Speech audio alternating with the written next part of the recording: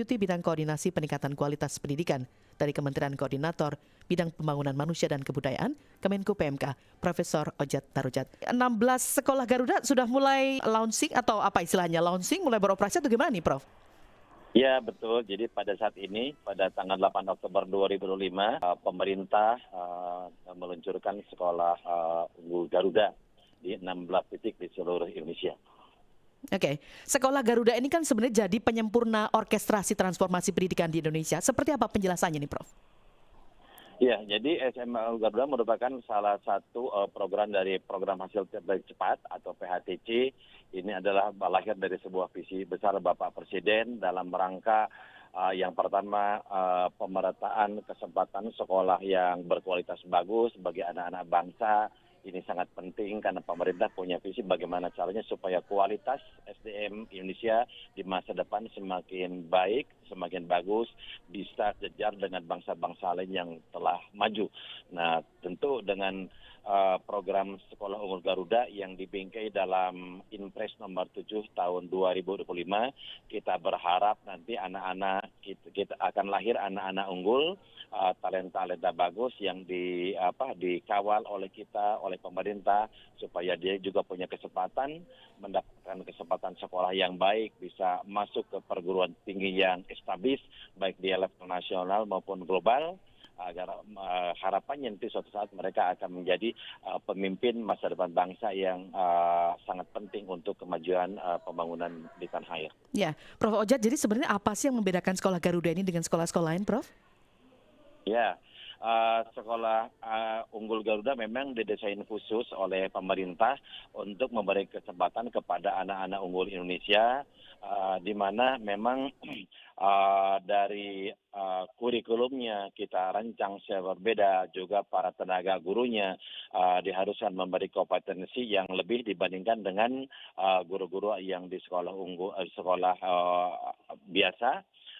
Dan di samping itu juga cara tata kelola di sekolah guru memang berbeda, di mana anak-anak harus menginap boarding gitu di sekolah yang bersangkutan dan dikawal gitu selama 24 jam oleh pihak manajemen, sehingga nanti insya Allah dengan cara demikian nanti masalah kedisiplinan, masalah karakter, prestasi akademik sebaiknya itu benar-benar dikawal betul oleh kita, sehingga nanti diharapkan nanti akan lahir bibit unggul yang profil-lulusnya diharapkan lebih baik. Oke. Terutama dengan kurikulum yang berbeda itu. Siap. Kurikulumnya akan dibuat seperti apa ini yang membedakan kemudian dengan sekolah-sekolah lain?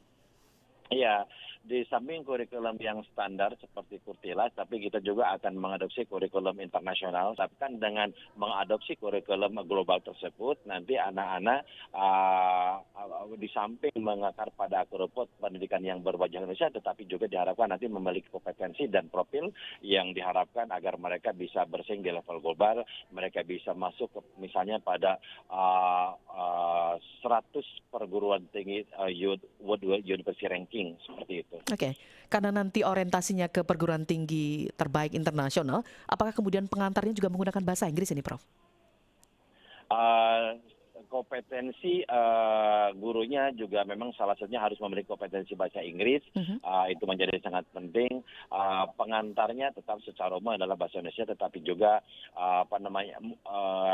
kemampuan bahasa Inggris juga dibutuhkan, karena memang di sana banyak referensi terutama terkait dengan penerapan kurikulum global tersebut internasional, dan banyak referensi asing terutama dalam bahasa Inggris. Nah, oleh karena itu maka nanti diharapkan guru-guru atau tenaga pendidikan yang ada di SMA Garuda jadi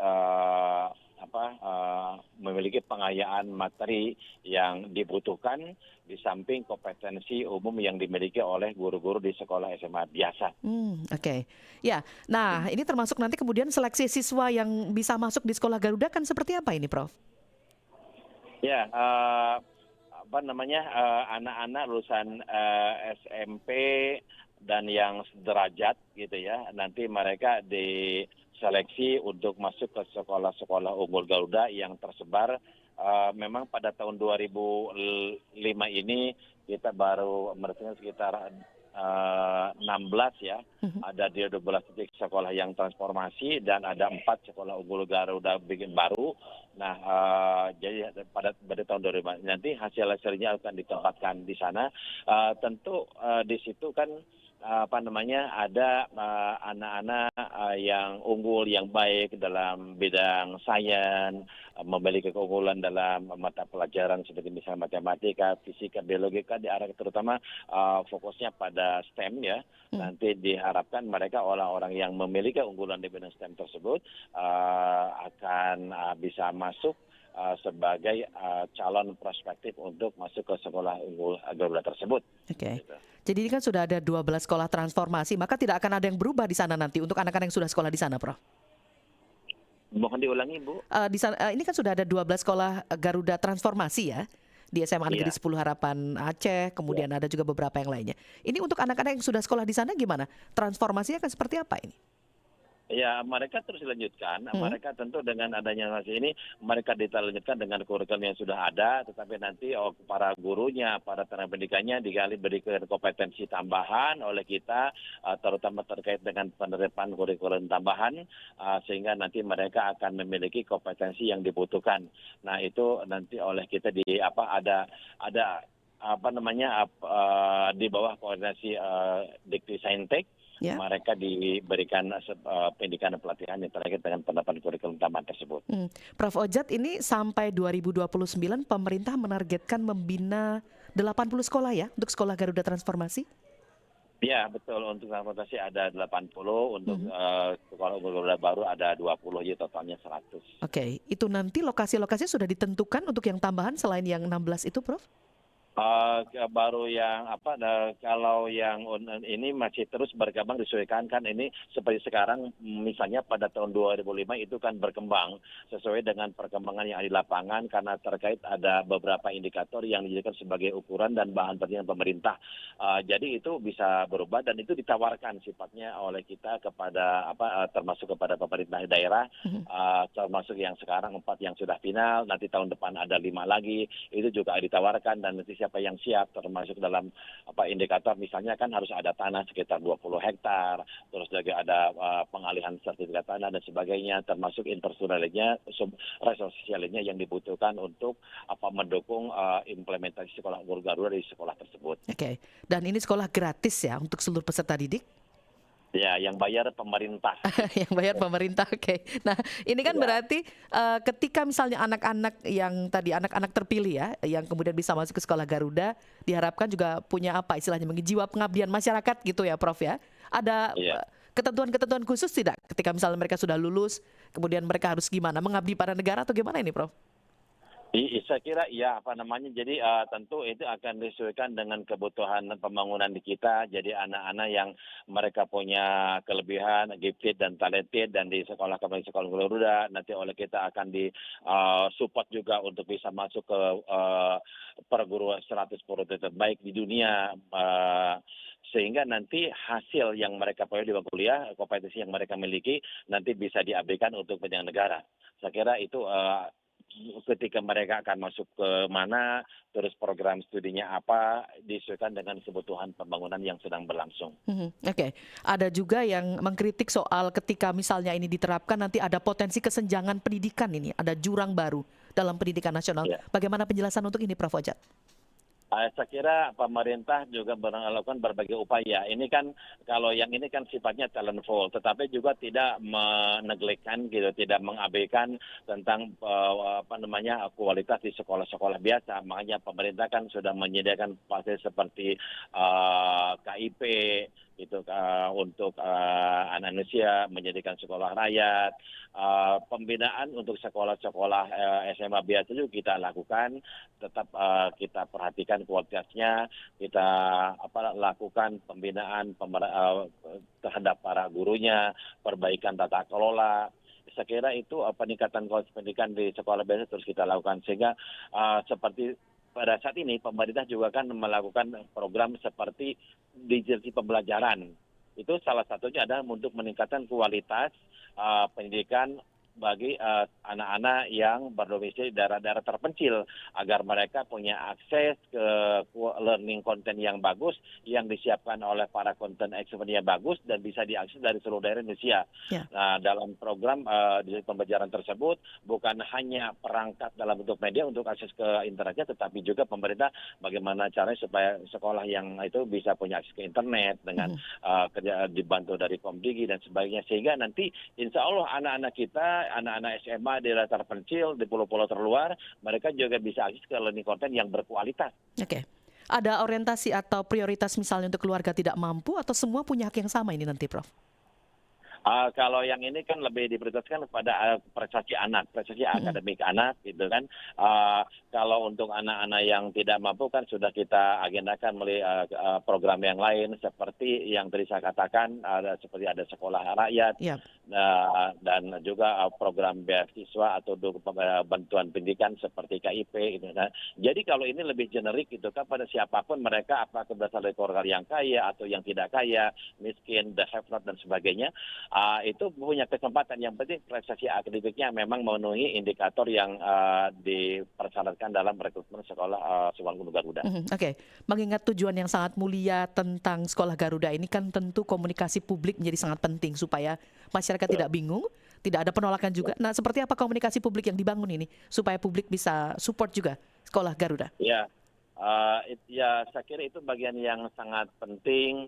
Oleh karena itu pemerintah dalam ini di bawah koordinasi Badan Komunikasi Pemerintah kita berusaha menyampaikan informasi-informasi yang terkait dengan sekolah Garuda ke masyarakat, dan tentu kehadiran seperti Pro 3 gitu ya. RRI itu juga sangat penting, teman-teman dari media sosial itu sangat penting bagaimana caranya supaya program yang mulai itu dapat diterima dengan baik di masyarakat, dikawal bersama-sama dengan masyarakat, karena ini kan membutuhkan kerjasama lintas sektor termasuk bantuan teman-teman di media sosial. Nah, jadi sangat penting kehadiran seperti Pro 3 MN dan media lainnya, bagaimana caranya supaya informasi sampai ke masyarakat, jangan sampai ada anak tetangga kita yang gifted dan talented, yang bagus prestasi tapi tidak punya kesempatan melanjutkan ke SMA Garuda misalnya karena tertutup informasinya. Nah, bagaimana caranya supaya seperti Pro 3 MM menyampaikan informasi pada masyarakat supaya mereka well informed bahwa di tanah air ini Bapak Presiden sudah punya visi besar mendirikan SMA Garuda bagi mereka anak-anak yang talented, yang bagus, sehingga mereka nanti bisa berkontribusi secara optimal untuk masa depan bangsa. Oke, Prof. Ojat, kalau sudah dipetakan sebenarnya tantangan utama yang sekarang dihadapi oleh Kemenko dan juga dari Kementerian Pendidikan seperti apa ini, Prof? Ya, tentu di samping ada peluang tapi juga ada tantangan. Tantangan yang kita hadapi saat ini adalah tantangan yang pertama dalam meramu kurikulum sehingga memang kurikulum yang kita siapkan itu tepat sesuai dengan kebutuhan pembangunan. Bagaimana kita memblended antara kurikulum nasional, kurikulum kurtilas gitu kan dengan kurikulum tambahan dari global, itu dipadukan dan disajikan menjadi keseluruhan pengalaman yang diperoleh anak sehingga nanti memungkinkan anak bisa berkembang secara optimal. Itu dari sisi penyusunan kurikulum dan itu sedang kita bahas pada saat ini. Yang berikutnya yang terkait dengan rekrutmen para tenaga pendidik dan tenaga pendidikan. Nah, rekrutmen guru juga menjadi sangat penting itu karena kan kita harus punya dasar regulasi yang kuat dalam rekrutmen tenaga pendidiknya itu supaya nanti ketika ada masalah lapangan kita menggunakan regulasi yang jelas gitu kan, regulasi yang presisi yang seperti itu. Dan memang itu untuk rekrutmen tenaga pendidikan itu menjadi PR penting juga karena walaupun nanti kurikulumnya bagus, walaupun anak-anaknya bagus, tetapi kalau tidak didukung dengan tenaga guru yang bagus, maka hampir dipastikan nanti hasilnya tidak akan optimal. Ini berarti gurunya menggunakan guru yang sudah ada atau ada rekrutmen baru ini, Prof? Nah, dalam rancangan kita memang kita ada beberapa alternatif yang sedang kita kembangkan, termasuk juga menggunakan guru-guru yang sudah ada, guru-guru yang sudah bersertifikasi PPG, dan sertifikat tambahan yang akan kita terapkan. Termasuk juga yang fresh graduate itu juga merupakan salah satu alternatif yang sekarang itu sedang digodok di bawah orkestrasi PMK melibatkan teman-teman dari GTK, Dirjen GTK dan teman-teman juga dari Dikti serta KL terkait seperti itu, termasuk juga dari dinas daerah. Ya, baik, sukses untuk tujuan mulia yang sudah disusun oleh pemerintah soal ini sekolah Garuda. Semoga nanti bisa lancar seluruh rencananya. Amin. Ya, karena targetnya Amin. ini masih panjang ya. Banyak sekolah yang harus Iya, dibuka baru juga. Baik, terima kasih banyak betul, Prof. betul. Ojat Darojat sudah berbincang Iya, bersama Pro 3 RRI. Selamat pagi, salam sehat. kami. Ya, demikian tadi perbincangan saya bersama Deputi Bidang Koordinasi Peningkatan Kualitas Pendidikan dari Kementerian Koordinator Bidang Pembangunan Manusia dan Kebudayaan Kemenko PMK, Profesor Ojat Darojat.